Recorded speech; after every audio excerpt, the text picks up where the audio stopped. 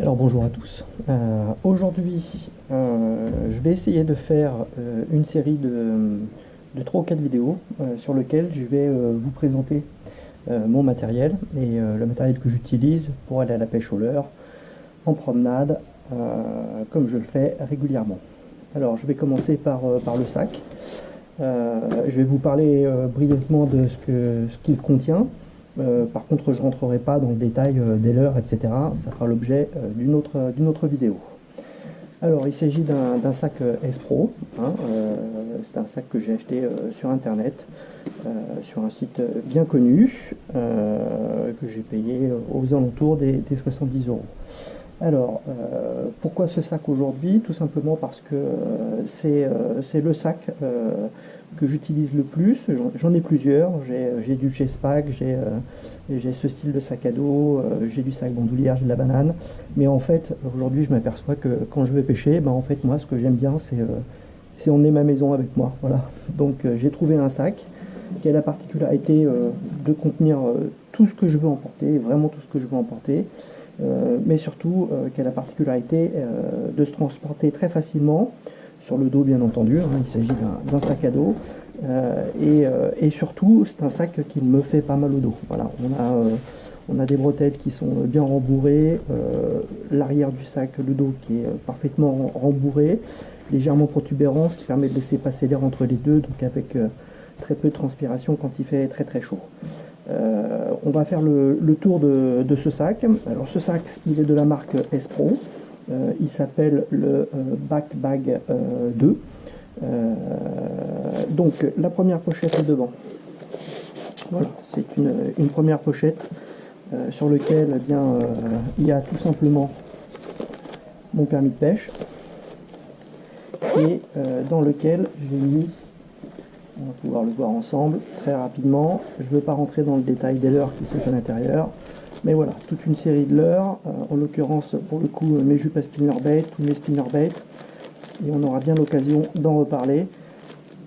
On rentrera dans le détail des leurres que j'utilise le plus et qui me sont familiers un peu plus tard sur une autre vidéo.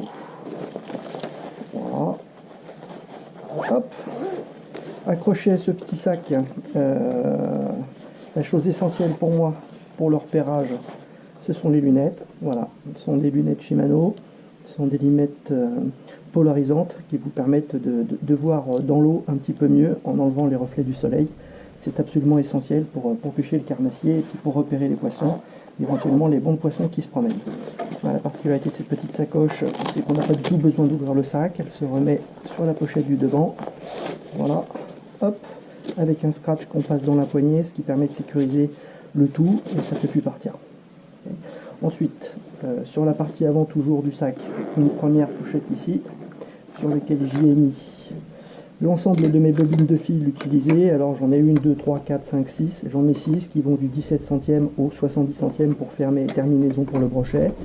J'ai en plus 1 mètre qui va me permettre de mesurer mes poissons, et j'ai un briquet pour faire la terminaison de mes nœuds, brûler les excédents au cas où. Voilà, donc ça c'est une petite pochette que j'utilise régulièrement, que j'ouvre à chaque partie de pêche, et qui est plutôt pas trop mal placée. Ensuite ici, la plus grande partie du sac, voilà, qui nous permet une ouverture complète du sac, sur lequel on retrouve, alors, très important à mes yeux, voilà, ça c'est une trousse de secours. Après moult déboires au bord de l'eau, coincé dans les ronces, la peau arrachée, mordu par les brochets, râpé par les silures, je me suis acheté une petite trousse sur laquelle on trouve voilà, du pansement en spray, très important parce qu'on est dans le sud, je vais cacher la marque, on est dans le sud de la France et l'été ça chauffe beaucoup, et quand on est au bord de l'eau on risque le coup de soleil, donc là j'ai une huile solaire avec un indice 30 de protection. J'ai ici, ça aussi c'est important, qu'on commence les pêches de nuit, enfin de nuit, le matin de bonne heure à 5h30 ou le soir tard, eh bien on est attaqué par les moustiques, donc un anti-moustique, un antiseptique pour les plaies. Ici on trouve quelques gaz et ici quelques pansements classiques. Voilà. Alors ça s'achète très facilement en grande surface ou en pharmacie. Moi j'ai acheté la trousse en pharmacie, on a complété la trousse avec ce qu'il y a à l'intérieur en grande surface avec les pansements. Voilà, c'est très simple, ça coûte pas très cher, mais par contre c'est pour moi absolument essentiel au bord de l'eau, notamment quand on pêche le brochet et le ciseau. Qu'est-ce qu'on trouve aussi dans ma boîte? On trouve complètement au hasard quelque chose que j'adore, les Crochunk de chez Yum. Donc ce sont des petites écrevisses, voilà. Allez, ça c'était stocké ici. Quelque chose que j'utilise régulièrement aussi et qui dépanne quelquefois, de la colle glue, hein, pour réparer un leurre ou pour faire tenir un leurre sur une tête plombée ou pour correctement finaliser un nœud. Une pointe de colle glue, ça n'a jamais fait de mal à personne. Voilà. Et ensuite, deux petites boîtes, hein, sur lesquelles il y a tous mes plombs. Alors, j'ai une boîte qui est plutôt une boîte complètement dédiée au drum shot, avec, et je ne vais pas vous l'ouvrir, ça fera l'objet d'une prochaine vidéo, des hameçons, des plombs drop shot, des plombs Carolina, des émerillons, des perles, bref, tout ce qu'il faut pour faire du montage rod shop, et on reviendra dessus. Hop. Et j'ai une deuxième boîte qui elle est dédiée à la pêche à gratter, avec de la plombée. Voilà. Hein, je vais juste en sortir une pour vous montrer. Voilà, ce sont des têtes plombées tout simplement, qui sont à l'intérieur. Voilà. J'ai différents grammages, différentes tailles, différentes formes. Il y a du dart, il y a du classique, il y a du rond. Bref, on reviendra aussi sur la composition de cette boîte parce qu'il y a des choses qu'on n'a pas encore vues dans mes vidéos, notamment toute une série de plombs fondus qui vont de 3 grammes à 1 gramme, et je vous expliquerai comment je m'en sers parce que je pense que ça peut rendre service à pas mal de personnes et surtout ça permet de faire des montages à gratter très économiques.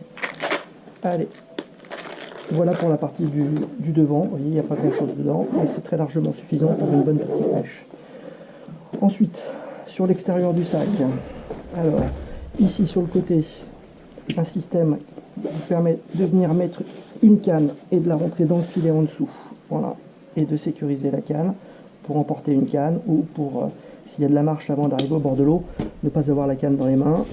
J'ai ici, ici c'est un tube dont je me sers régulièrement, que ce soit sur du leurre souple, et bien entendu du leurre souple de l'accro, de la créature, etc. ou même sur du leurre dur, je l'utilise, c'est un booster, voilà, c'est une crème de crustacés qui permet de renforcer l'attractivité des leurres, notamment quand ils sont tatillons, notamment les perches quand elles sont tatillonnes, quand elles y goûtent en général, elles y reviennent assez facilement. Voilà. Hop, ça c'est ici. Ici, une pierre à affûter, voilà, oui, hein, quand votre leurre se prend dans un arbre ou lorsque vous pêchez sur des rochers, forcément, ça nécessite de réaffûter la lame régulièrement. Ça, je la sors 2, 3, 4 fois par sortie de pêche pour réaffûter mes pointes d'hameçon. Voilà. Ici, voilà, dans un compartiment dédié et sécurisé, sur lequel j'ai mis sur un petit flexible de façon à jamais le perdre, mon ciseau, qui est un ciseau Flashmer que j'ai choisi parce qu'il coupe aussi bien le nylon que la tresse. Il a les petites dents qui sont absolument nécessaires pour couper la tresse. Voilà. Donc ça marche très bien. Hop, on remet la petite languette par-dessus pour sécuriser. Je vais faire un petit quart de tour ici. Une pince toute bête, une pince, voilà, qui peut vous permettre de sertir, qui peut vous permettre de couper, qui peut vous permettre d'extraire un hameçon, notamment sur les perches, un peu petite peut-être pour les brochets, mais voilà, je m'en suis toujours servi, je me suis toujours servi de ça, j'ai jamais eu besoin d'un grand bec, en tous les cas en France, et à chaque fois que j'ai fait des beaux brochets, ils étaient finalement pas piqués si profondément que ça. Donc pour moi, ça suffit très largement. Et c'est à portée de main. Voilà, ici sur la poignée, j'y ai fixé l'aimant de mon attache rapide épuisette. Alors, j'ai pas mis mon épuisette. Je pourrais vous en reparler quand je parlerai des leurres, mais il faut savoir que l'épuisette, je l'emmène pas systématiquement.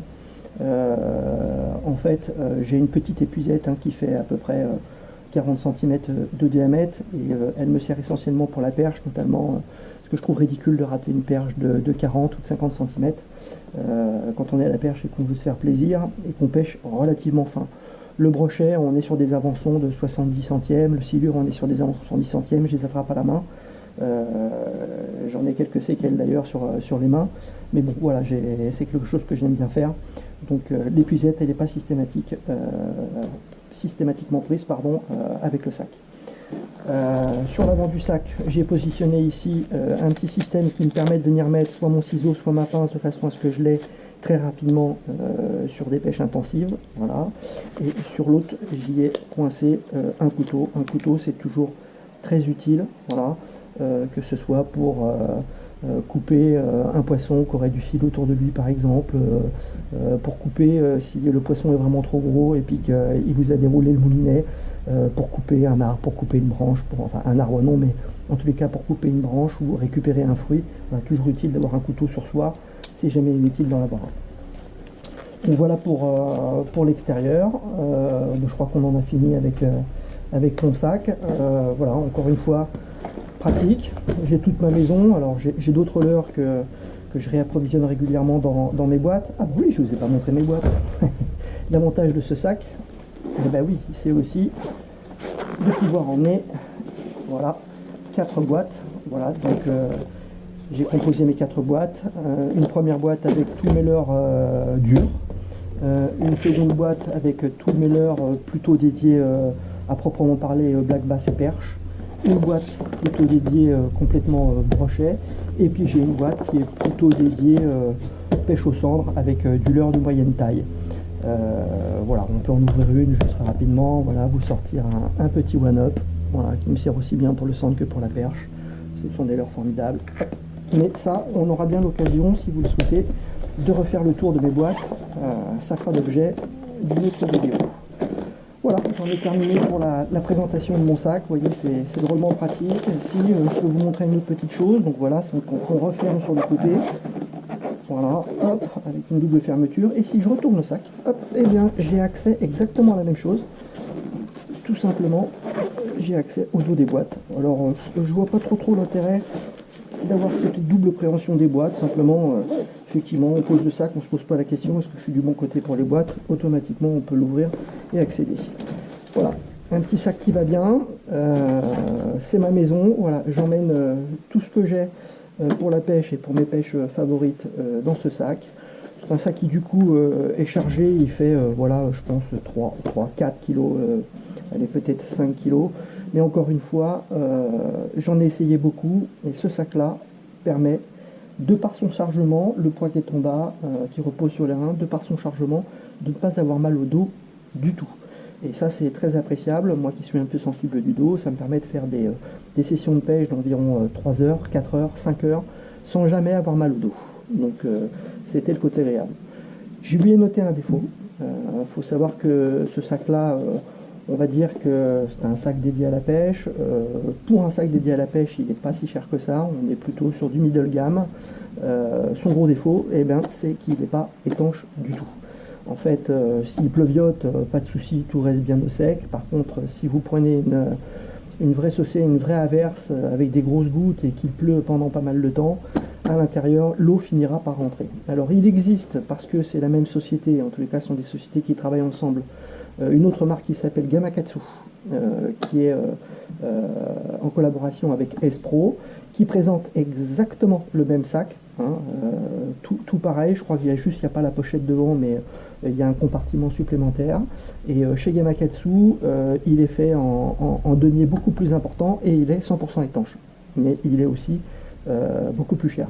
Donc voilà, moi j'ai estimé que pour ce que j'en faisais dans le sud de la France, ça me suffisait très largement. Voilà, on arrive à la fin de cette vidéo, cette première vidéo sur la présentation de mon matériel. Je pense en faire au moins 3 autres. Une pour vous montrer mon matériel en spinning et une pour vous montrer mon matériel en casting, ce qui va représenter à peu près 7 ou 8 cannes à vous présenter, avec les moulinets bien entendu systématiquement. Donc ça fera l'objet certainement de 2 vidéos. Et je vous ferai une 4e vidéo si vous êtes intéressé par ce que j'y mets comme leurre et ce que j'y mets comme matériel à l'intérieur de ce sac. Voilà, si la vidéo vous a plu, n'hésitez pas à vous abonner, n'hésitez pas à lâcher un pouce bleu. À bientôt les amis, ciao, bye bye.